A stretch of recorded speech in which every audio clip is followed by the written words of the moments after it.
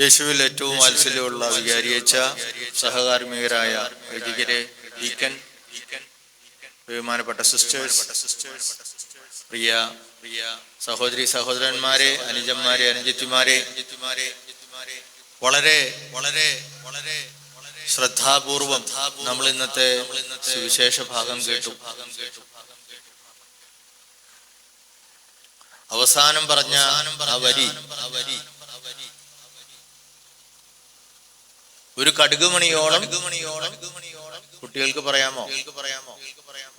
കടുകുമണിയോളം വിശ്വാസമുണ്ടെങ്കിൽ ഇവിടെ മലയോട് മാറിപ്പോവുക എന്ന് പറഞ്ഞാൽ മാറിപ്പോവും. ഈ വചനഭാഗം കേട്ടിട്ട് ചില ആളുകളൊക്കെ എന്നോട് ചോദിക്കാറുണ്ട്. അപ്പൊ എന്നോട് ചില ആളുകൾ ചോദിക്കാറുണ്ട്, അച്ഛാ, നമ്മുടെ ഈ അടുത്തുള്ള മല, തൃശ്ശൂർ ഭാഗത്താണ് എൻ്റെ വീട്. നിങ്ങൾ അമല ഹോസ്പിറ്റല് അറിയാലോ അല്ലെ? അമല ഹോസ്പിറ്റല് കണ്ടിട്ടുണ്ടോ? ഇവിടുന്ന് ബസ്സിനൊക്കെ പോകുകയാണെങ്കിലേ കാണുള്ളൂ, ട്രെയിന് പോവുകയാണെങ്കിൽ കാണൂല. കുന്നംകുളത്തുനിന്ന് തൃശ്ശൂർക്ക് പോണ റോഡില് ഒരു അമല ഹോസ്പിറ്റൽ എന്ന് പറഞ്ഞൊരു ക്യാൻസർ ഹോസ്പിറ്റൽ ഉണ്ട്. അതിന്റെ അടുത്ത് ഒരു വലിയ കുന്നുണ്ട്. തൃശ്ശൂർ ഭാഗത്തൊക്കെയുള്ള ആകെയുള്ള കുന്ന് അതൊക്കെ ഉള്ളൂ. അങ്ങനത്തെ കുന്നൊക്കെ ഉള്ളൂ. ഇവിടെയൊക്കെ നിറച്ച് കുന്നല്ലേ. നിങ്ങളുടെ നാട്ടിലേക്ക് വരുമ്പോഴുള്ള സന്തോഷം അതാണ്. മലബാറിലേക്കും ഇടുക്കി ഡിസ്ട്രിക്റ്റിലേക്കൊക്കെ പോകുമ്പോഴാണ് നമ്മൾ മലകൾ കാണുന്നത്. ഈ അമലയുടെ അടുത്ത് ഒരു കുന്നുണ്ട്. അപ്പൊ ആ സൈഡില് ഒരു പ്രാവശ്യം ക്ലാസ് എടുക്കാൻ ചെന്നപ്പോ പിള്ളേര് പറയണ, അച്ഛാ, ഞങ്ങൾ പല പ്രാവശ്യം കർത്താവിന്റെ നാമത്തിൽ പറയുന്നു, വെലങ്ങൻ കുന്നേ, നീ ഇവിടുന്ന് അറബിക്കടലിൽ പോയി വീഴുക എന്ന് പറഞ്ഞിട്ട് അത് വീഴുന്നില്ല അച്ഛാ. മക്കൾ അങ്ങനെ പറഞ്ഞു നോക്കിയില്ല. ഇവിടെ ഒരു മല മാറിയില്ലെങ്കിൽ തന്നെ കുറച്ച് പള്ളി പണിയുമ്പോ കുറച്ച് മണ്ണിടിച്ചിട്ട് ലോഡ് എടുക്കാണ്ടേ, ഇപ്പൊ ലോറിയൊക്കെ ഇല്ലാണ്ട് തന്നെ, ട്രക്ക് ലോറി ഇല്ലാണ്ട് നമ്മൾ തന്നെ കുറച്ച് മണ്ണ് ഇവിടുന്ന് പോയി അവിടെ പണിയുക വെക്കാൻ പറഞ്ഞു കഴിഞ്ഞാൽ എത്ര എളുപ്പമായിരുന്നു അല്ലേ? നടക്കുവാണെങ്കിൽ. ഈ ആൾക്കാർ ചോദിക്കുക, അച്ഛൻ പിന്നെ ഈ കർത്താവ് പറഞ്ഞതിന്റെ അർത്ഥം എന്നാ? ഒരു കടുകുമണിയോളം വിശ്വാസം ഉണ്ടെങ്കിൽ ഈ മലയോട് ഇവിടെ നിന്ന് മാറി പോകാൻ പറഞ്ഞാൽ അത് മാറും. ഞങ്ങൾക്ക് വിശ്വാസം ഇല്ലാത്തത് കൊണ്ടാണോ? മക്കൾ ഇതിനെ കുറിച്ച് ചിന്തിച്ചിട്ടുണ്ടോ മുമ്പ്? ചിലവര് ചിന്തിച്ചിട്ടുണ്ട്. വേറെ ചിലര് ചോദിക്കണം, ഇതൊക്കെ എന്തിനാ ആലോചിച്ച സമയം കളയണ അച്ഛാ എന്നൊക്കെയാണ് ചിലവർ ചിന്തിക്കുന്നുണ്ടാവുക. വിശ്വാസികളായ നമ്മുടെ ഉള്ളിലൊക്കെ ഈ സംശയം ഉണ്ടാവും. എങ്ങനെയാണ് ദൈവവചനത്തെ നമ്മൾ സമീപിക്കേണ്ടത് എന്ന്, അതുപോലെ വിശ്വാസം മറ്റ് ദൈവിക പുണ്യങ്ങളുമായി എങ്ങനെ ബന്ധപ്പെട്ട് കിടക്കുന്നു എന്നൊക്കെ മനസ്സിലാക്കിയാലാണ് നമുക്ക് ഈ വചനത്തിന്റെ അർത്ഥം ഒരു തരത്തില് മനസ്സിലാവുകയുള്ളൂ. നമ്മുടെ ബൈബിളിലെ ഒരുപാട് വചനങ്ങൾ അത് വാചികമായ അർത്ഥത്തിൽ വായിക്കേണ്ടതല്ല. അതിന്റെ പുറകിലുള്ള വലിയൊരു സന്ദേശമുണ്ട്. ആ സന്ദേശമാണ് ഉൾക്കൊള്ളേണ്ടത്. വിശ്വാസമുണ്ടെങ്കിൽ എന്തും നേടാൻ സാധിക്കും ദൈവത്തിന്റെ ഇഷ്ടമനുസരിച്ച് എന്നുള്ള ഒരു വലിയ വിശ്വാസ സത്യമാണ് നമ്മളെ ആ വാക്യം പഠിപ്പിക്കുന്നത്. ബൈബിളിൽ തന്നെ പല ഭാഗങ്ങളുണ്ടല്ലേ. നിന്റെ ശരീരത്തില് നിനക്ക് ഏതെങ്കിലും ഒരു അവയവം പാപഹേതുവാകുന്നുവെങ്കിൽ അത് മുറിച്ചു മാറ്റി നല്ലത്. അല്ലെങ്കിൽ നീ 2 കണ്ണുകളോടുകൂടെ നരകത്തിൽ വീഴുന്നതിനേക്കാൾ ഒരു കണ്ണിനോടുകൂടെ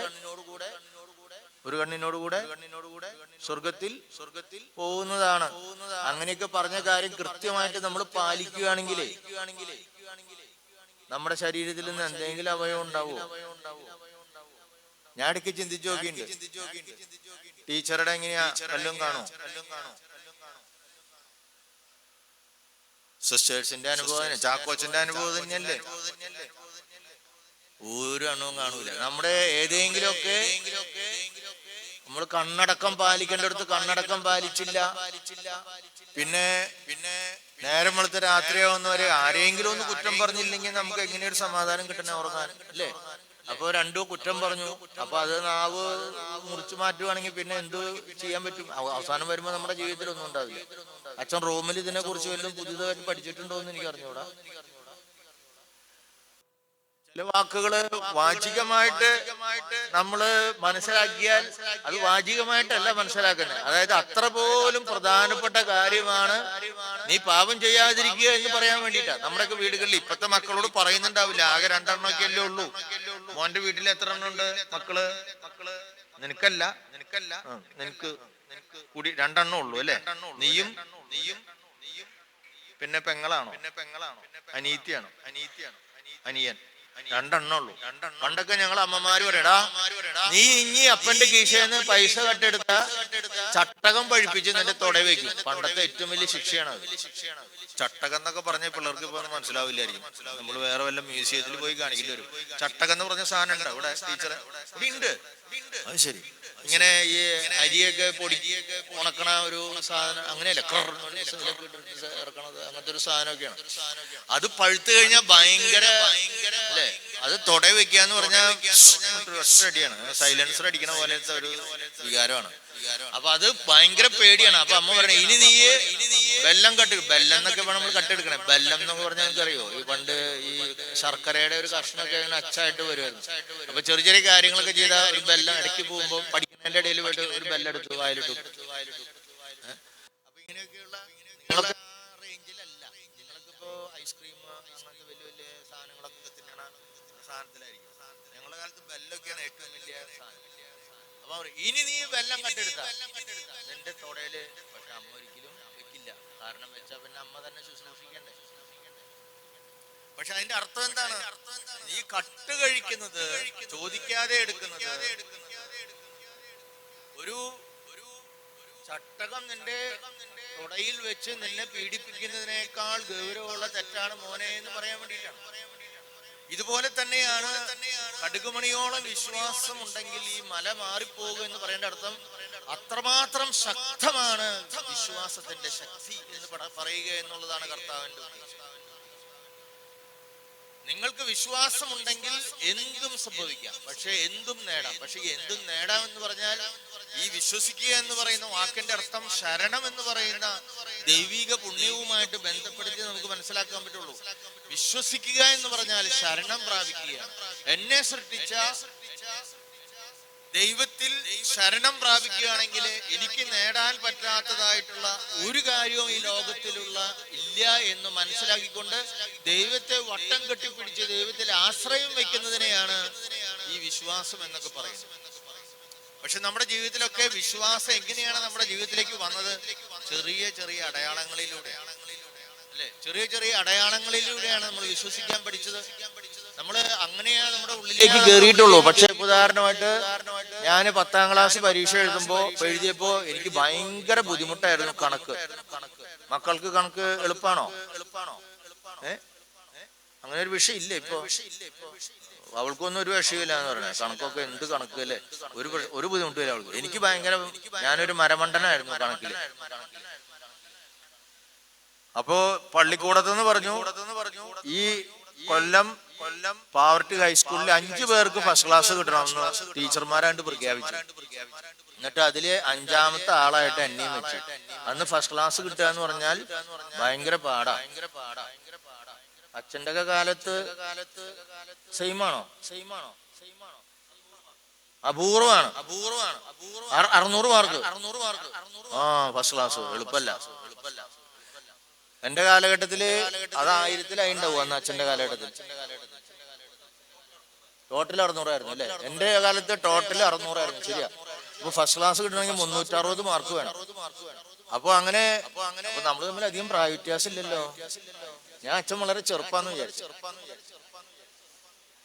ചാക്കോച്ചനും ഞാനും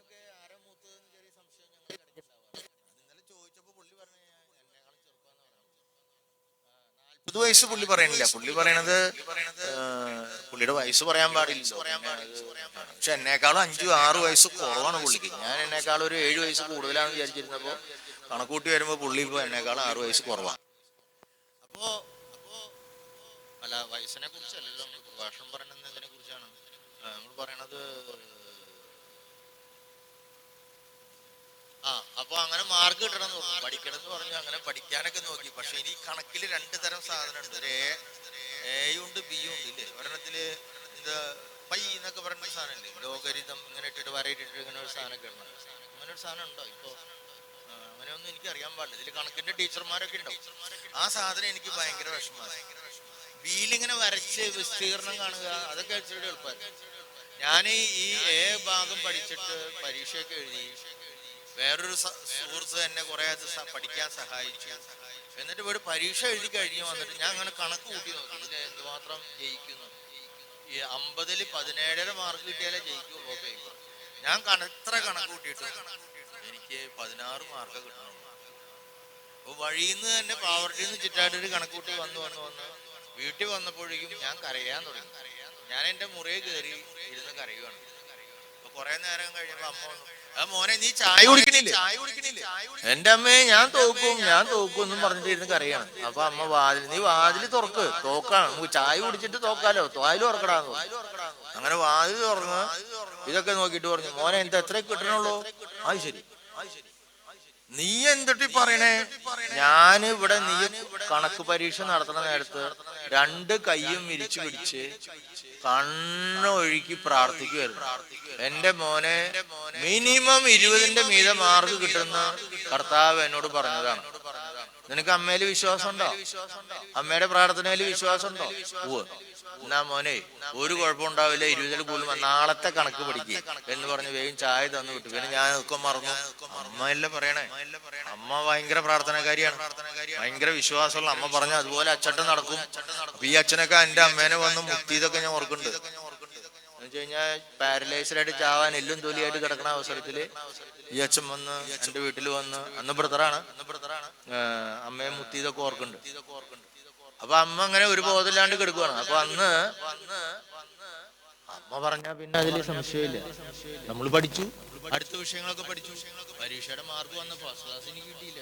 അപ്പൊ മാഷന്മാര് അതിൽ തോറ്റുപോയി. 5 പേരില്ല, ഞാൻ 5ാമത്തെ ആളാണ്. പക്ഷെ എനിക്ക് 336 മാർക്കാണ് കിട്ടിയത്. കുറച്ച് മാർക്ക് കുറഞ്ഞു പോയാൽ 60 കിട്ടിയില്ല. എങ്കിലും മാഷന്മാരെ എന്നെ ചീത്ത പറഞ്ഞില്ല, അവരെന്നെ പ്രോത്സാഹിപ്പിച്ചില്ലെങ്കിൽ ഞാൻ അതിനേക്കാൾ മോശമായി. ഞാൻ പറഞ്ഞു വന്നത്, ഞാൻ ആദ്യം ഈ വിശ്വാസത്തെ കുറിച്ച് എൻ്റെ മനസ്സിലേക്ക് കയറിയത് ഈ അമ്മ പ്രാർത്ഥിച്ചാൽ, അമ്മ ദൈവത്തിൽ ശരണം വെച്ചാൽ, അമ്മ പ്രാർത്ഥിക്കുന്നത് ഞാൻ കാണാറുണ്ട്. ഇങ്ങനെ ആരും കാണാതെ ജനലയുടെ ഉള്ളിൽ അമ്മയുടെ അകത്തുള്ള ചെറിയ മുറിയിൽ കയറി അവിടെയുള്ള ആ ചെറിയ നടയിലകത്ത് പോലും പോയി അമ്മ പ്രാർത്ഥിക്കാൻ ധൈര്യപ്പെടാറില്ല, ആരും കാണാതിരിക്കാൻ വേണ്ടി. അവിടെയുള്ള ചെറിയ ജനലയുടെ കീറിലുള്ള ശീലം മാറ്റി അതിൻ്റെ ഉള്ളിലൂടെ നോക്കി കരഞ്ഞ് അങ്ങനെ ഏങ്ങലടിക്കണത് മാത്രമേ നമ്മൾ കേൾക്കുള്ളൂ. രാവിലെ ഉച്ചരിഞ്ഞ് ഒഴിഞ്ഞ് പണികളൊക്കെ കഴിഞ്ഞ് കഴിഞ്ഞാൽ അങ്ങനെ പ്രാർത്ഥിക്കുന്ന അമ്മ എന്ത് ചോദിച്ചാലും കൊടുക്കും എന്നുള്ള കാര്യത്തിൽ എനിക്ക് യാതൊരു സംശയമില്ല. ഞാൻ അങ്ങനെ അങ്ങോട്ട് വിശ്വസിച്ചു. അത് പിന്നീട് എനിക്ക് തുടർന്നുള്ള പരീക്ഷകൾ നേരിടാൻ ഭയങ്കര ശക്തി തന്നു. ഞാൻ അങ്ങനെയാണ് വിശ്വാസം പഠിച്ചത്. അങ്ങനെ വിശ്വാസം പഠിച്ചു വരുമ്പോൾ നമ്മുടെ ഉള്ളിൽ ഉണ്ടാവുന്ന ഒരു കാര്യം എന്താണെന്ന് വെച്ച് കഴിഞ്ഞാൽ, നമ്മൾ വിശ്വാസത്തിലേക്ക്, ദൈവത്തിലേക്ക് ശരണം വെക്കാൻ ഉപയോഗിക്കുന്ന ചില മാർഗങ്ങളിൽ നമ്മൾ ചിലപ്പോൾ കൂടുതൽ വിശ്വസിച്ചു പോകും ദൈവത്തെക്കാൾ.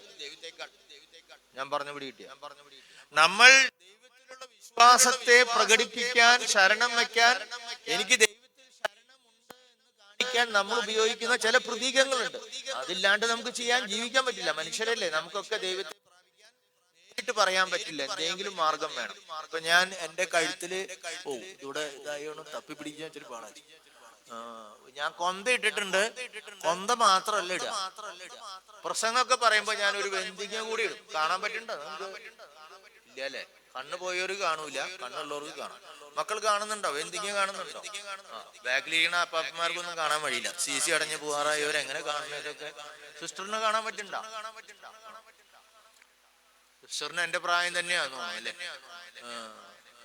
അപ്പൊ ഈ വെന്തിങ്ങ കൂടിയിട്ടിട്ട് ഞാൻ നിൽക്കുള്ളൂ. വെന്തിങ്ങ കൂടിയിട്ടിട്ട് പ്രധാനപ്പെട്ട കാര്യങ്ങൾ ചെയ്യുള്ളൂ. കാരണം വെന്തിങ്ങ ഇട്ട് കഴിഞ്ഞാൽ മാതാവ് പിന്നെ എന്നെ വിടില്ല എന്നുള്ള കാര്യം ഉറപ്പാണ്. എത്ര ഒരുങ്ങാണ്ട് കേറിയ കാര്യങ്ങളായാലും പിന്നെ ഞാനല്ല, മാതാവ് പറഞ്ഞോളൂ എന്നുള്ള ഒരു വിശ്വാസം, ഒരു ശരണമുണ്ട് എന്ന് വിചാരിച്ച് വെന്തിങ്ങ അല്ലല്ലോ ദൈവം.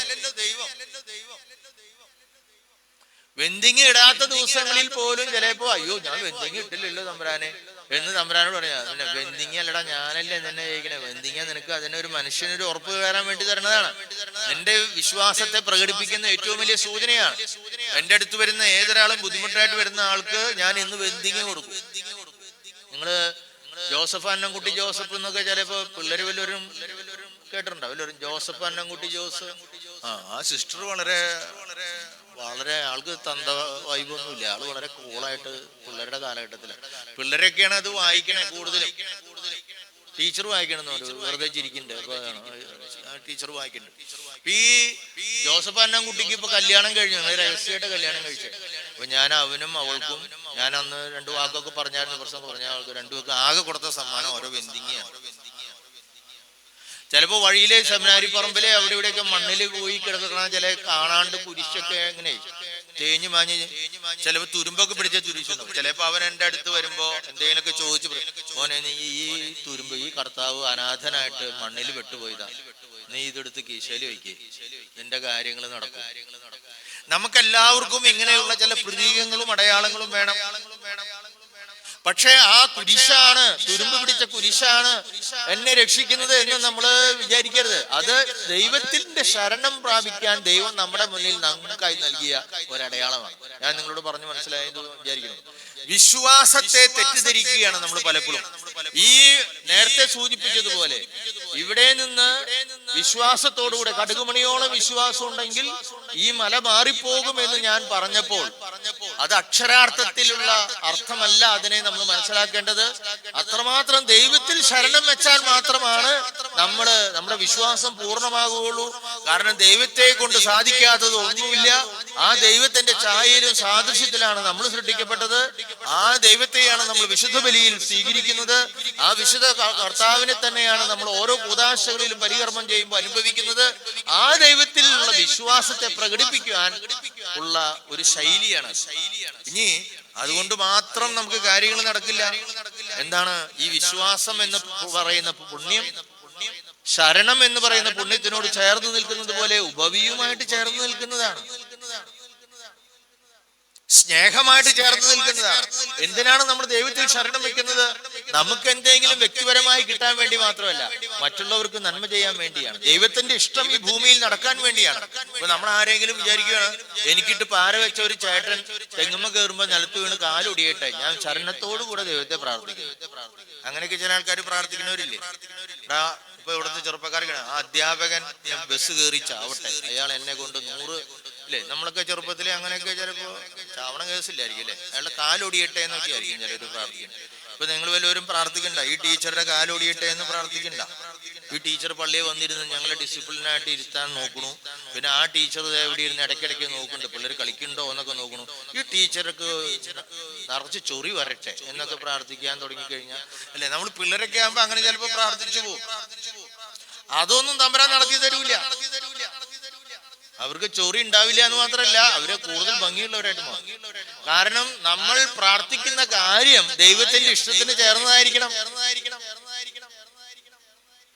ഇപ്പൊ ഇവിടെ ഇരിക്കണ 2 ചെറുപ്പക്കാരി പിള്ളേർ, അവർ 2 പേരാണ് ഇവിടുത്തെ പാട്ടൊക്കെ വായിക്കണത്. ഇവിടെ 2 ചെറുപ്പക്കാരി കുട്ടികൾ. എനിക്കത് കണ്ടിട്ട് ഭയങ്കര അത്ഭുതം തോന്നി. ഇത്ര ചെറുപ്പത്തിലൊക്കെ ഇവർക്ക് ഇത്രയും വലിയ കാര്യങ്ങൾ ചെയ്യാൻ പറ്റുന്നുണ്ടോ എന്നാണ്. ഇതൊക്കെ വായിക്കുമ്പോ സ്വരൊക്കെ, അച്ഛനൊക്കെ ഒരു പാട്ടുകാരനല്ലേ, ഇതെങ്ങനെ ഒരു പാടണം ഇത്ര ചെറുപ്പത്തില് അല്ലേ? ഈ പെങ്കൊച്ചുങ്ങളൊക്കെ എന്താണ് ജാനകിയും സുശീലയൊക്കെ പാടുന്ന പോലെയാണ്. അവനൊക്കെ വായിക്കണ കണ്ടു കഴിഞ്ഞാൽ ഒരു അഹംഭാവം ഇല്ല. അവന്റെ മോന്തേമ നോക്കി ആ പാടണ പയ്യനൊക്കെ നിങ്ങളുടെ മക്കളായിരിക്കും, ചിന്ന പയ്യൻസ്. പക്ഷെ അവർക്ക് ഇപ്പൊ ഇവിടെ തോന്നുകയാണ്, ദൈവത്തിൽ ഞാൻ ശരണപ്പെടുന്നു, എനിക്ക് ഈ വായുവിലൂടെ പറക്കണം എന്ന് പറക്കണം തോന്നിക്കഴിഞ്ഞാൽ എന്തുണ്ടാവുക? ഇവിടെ മലന്നടിച്ച് വീഴും, അത്ര തന്നെ ഉണ്ടാവുള്ളൂ. എനിക്ക് വിശ്വാസമുണ്ട്, കടുകുമണി പോലെയല്ല, മല പോലെ വിശ്വാസമുണ്ട്. കർത്താവേ, എന്നെ ഈ ജനത്തിന്റെ ഇടയിലൂടെ ഒന്ന് പറപ്പിക്കൂ, ശക്തിമാൻ പോലെ ഒന്ന് പറപ്പിച്ചു കഴിഞ്ഞാൽ അവനെതാ കെടുക്കണു 5-6 കഷ്ണമായിട്ട്. എന്റെ സ്വന്തം പ്രതാപത്തിന് വേണ്ടിയിട്ടോ എന്റെ പേരിന് വേണ്ടിയിട്ടോ എനിക്ക് ലൈഫ് കൂടാൻ വേണ്ടിയിട്ടോ ഞാൻ ഇങ്ങനെ ചില സാധനങ്ങൾ ചെയ്തു കഴിഞ്ഞാൽ ദൈവത്തിന്റെ ഇഷ്ടമല്ലാതെ, ദൈവത്തിന്റെ ഇഷ്ടം മറ്റുള്ളവർക്ക് ഉപകാരം കിട്ടുക എന്നുള്ളതാണ്. ദൈവത്തിന്റെ ഗീതം ഈ ഭൂമിയിൽ നടപ്പാക്കാൻ വേണ്ടി ഉള്ള കാര്യങ്ങൾ നമ്മൾ മനസ്സിൽ ധ്യാനിച്ചുകൊണ്ട് കർത്താവിന് ശരണം വെച്ച് പ്രാർത്ഥിച്ചാൽ അത് നടക്കും എന്നാണ് ദൈവത്തിന്റെ. ഇപ്പോ ഞാൻ നീട്ടി പറയുന്നില്ല, കാരണം സമയം യാതൊരു കൺട്രോളും ഇല്ലാത്ത ഒരാളാണ്. എൻ്റെ ഒരു അസുഖമാണ് അത്. എവിടെ നിർത്തണ്ടേ എവിടെ തുടങ്ങണ്ടേ എന്നൊരു പിടുത്തമില്ല. കാരണം കയറി നിന്ന് കഴിഞ്ഞാൽ പിന്നെ ഇങ്ങനെ വരണതൊക്കെ പറയുന്ന ഉള്ള ഒരു അസുഖം. അതുകൊണ്ട് നിങ്ങളുടെ വിചാരിച്ചിനും അതേ അസുഖം ഉണ്ടെന്നാണ് ഞാൻ മനസ്സിലാക്കുന്നത്. ഞങ്ങളൊക്കെ അങ്ങനെയുള്ള ആ അസുഖത്തിന്റെ വൈറസ് ബാധിച്ച ആൾക്കാരാണ്. ഈ അച്ഛന് ഭയങ്കര വിശ്വാസമാണ്. ഈ അച്ഛനുണ്ടല്ലോ, സെമിനാരി പഠിക്കുമ്പോ ഇംഗ്ലീഷ് കണാകുണാന്ന് കൃത്യമായിട്ട് പുള്ളിക്ക് എഴുതാൻ പറ്റുമെന്ന് എനിക്ക് അറിഞ്ഞൂടാ. പക്ഷെ പുള്ളി സ്റ്റേജിൽ കയറിയ ഇംഗ്ലീഷ് മാത്രമേ പറയൂ. സ്റ്റേജിൽ കയറി കഴിഞ്ഞാൽ പിന്നെ ഇംഗ്ലീഷ് പൂശണം അതുപോലത്തെ ഇംഗ്ലീഷാണ് പുള്ളി പറയുന്നത്. അപ്പൊ എന്താന്ന് വെച്ചാൽ അതിനെന്നാണ് ഇപ്പൊ ഇത്ര അച്ചാത്ര പഠിക്കാനൊന്നുമില്ല. അത് നമ്മളൊരു വിശ്വാസത്തോടുകൂടി സ്റ്റേജിൽ കയറിയിട്ടാണ് വീശുക. അപ്പൊ അങ്ങോട്ട് വീശുമ്പോ വരുന്നതാണ് പറഞ്ഞത്. അപ്പൊ അദ്ദേഹം പറഞ്ഞ ഇംഗ്ലീഷ് ഒരാൾക്കും പറയാൻ പറ്റില്ല. അദ്ദേഹം അഭിനയിക്കുന്ന പോലെ നമുക്ക് ആർക്കെങ്കിലും അഭിനയിക്കാൻ പറ്റും? അദ്ദേഹമൊക്കെ അഭിനയിക്കുന്ന കണ്ടിട്ട് സ്റ്റേജിൽ ഞാനൊക്കെ ഇരുന്ന് കരഞ്ഞ് കൊട്ടോടിയുണ്ട്. ഇപ്പൊ ആൾക്കാർ ചോദിക്കും, എന്തിനാ നമ്മുടെ കുടിപ്പറമ്പിലല്ലേ ചാക്കോച്ചൻ, അയാൾ ഇങ്ങനെ അഭിനയിക്കണം. അയാളുടെ കണ്ണിൽ പോലും കണ്ണീര് വരുന്നില്ല. പിന്നെ എന്റെ അച്ഛൻ എഴുതി കരയണേ. പക്ഷെ ഇദ്ദേഹം കാണിക്കണ വയസ്സായ ഒരു അച്ഛൻ സാനിറ്റോറിയത്തിൽ കാണിക്കുന്ന വിഷമൊക്കെ കണ്ടിട്ട് നമുക്ക് കരച്ചിൽ വരിക. എത്ര ശിശുക്കളായ മനുഷ്യരാണ് നമ്മള്, അല്ലേ? അപ്പൊ അതുകൊണ്ട് നമുക്ക് ഈ വിശുദ്ധ ബലി തുടരാം. ഒരു കൺട്രോളൊക്കെ വെച്ച് നമുക്ക് എന്നും വിശ്വാസത്തോടുകൂടെ പ്രാർത്ഥിക്കാം. വിശ്വാസത്തോടുകൂടെ പ്രാർത്ഥിക്കുക എന്ന് പറഞ്ഞാൽ ദൈവത്തിൽ ശരണം വെക്കുക എന്നാണ് അർത്ഥം. ദൈവത്തിൽ ശരണം വെക്കുന്നത് എന്തിനാണ്? എന്റെ സ്വന്തം ഇഷ്ടം നടക്കാനല്ല, മറ്റുള്ളവർക്ക് ഉപദ്രവം വരാനല്ല. ദൈവത്തിന്റെ ഇഷ്ടം ഈ ലോകത്തിൽ നടപ്പിലാകാൻ വേണ്ടിയുള്ള കാര്യങ്ങളാണ് നമ്മൾ ആഗ്രഹിക്കേണ്ടത്, പ്രാർത്ഥിക്കേണ്ടത്. അതിലൂടെ ദൈവമാണ് മഹത്വപ്പെടേണ്ടത്. അതിനുവേണ്ടി ദൈവത്തിന്റെ ഇംഗിതം ലോകത്തിൽ നടപ്പിലാകാൻ നമ്മൾ പ്രാർത്ഥിച്ചാൽ എന്തും നടക്കും എന്നുള്ളതാണ് അതിന്റെ ഏറ്റവും വലിയ അർത്ഥം. ആ അർത്ഥം ഉൾക്കൊണ്ടുകൊണ്ട് നമുക്ക് വിശുദ്ധ ബലി തുടരാം.